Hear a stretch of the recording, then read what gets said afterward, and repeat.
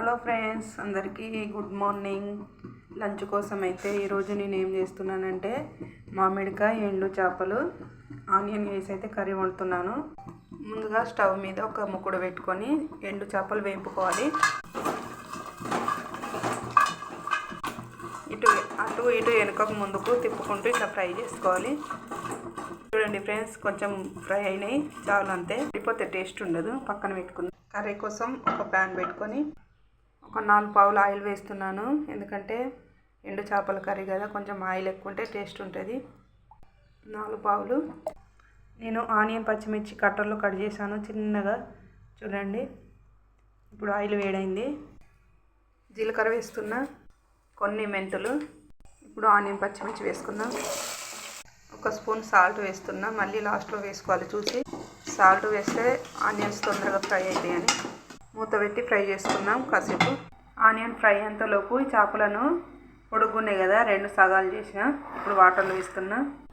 ఇలా చిన్న చిన్నగా కట్ చేసుకోవాలి.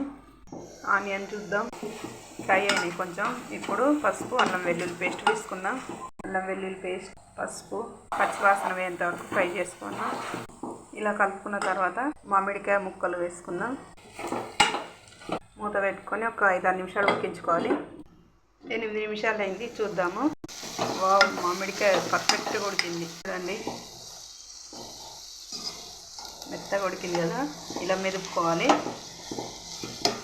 ఇందులో 2-3 టమాటాలు కూడా వేసుకోవచ్చు. నేను వేయట్లేదు, లేవు ఇంట్లో. ఇలా మెత్తగా మెదుపుకున్న తర్వాత ఇప్పుడు ఎండు చేపలు వేసుకుందాం. ఎండు చేపలు వేసిన తర్వాత సాల్ట్ వేసుకుందాం. ఫస్ట్ వేసినాం కదా, చూసి వేసుకోవాలి. కారం పొడి వేస్తున్నా.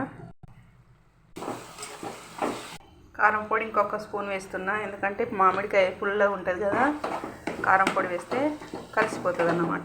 కొంచెమే వాటరు. 1 స్పూను పచ్చి ధనియాల పొడి వేసిన. 1/2 స్పూను జీలకర్ర మెంతుల పొడి. కొంచెమే కొత్తిమీర ఉంది, కొంచెం కరివేపాకు. ఇవన్నీ వేసుకొని కలుపుకొని ఒక 2 మినిట్స్ ఉడికించుకోవాలి మూత పెట్టుకొని. చూడండి ఫ్రెండ్స్, 2-3 మినిట్స్ అయిన తర్వాత ఇలా ఆయిల్ మీదకి తేలినప్పుడు స్టవ్ ఆఫ్ చేసుకొని మూత పెట్టుకొని సర్వ్ చేసుకొని తినడమే.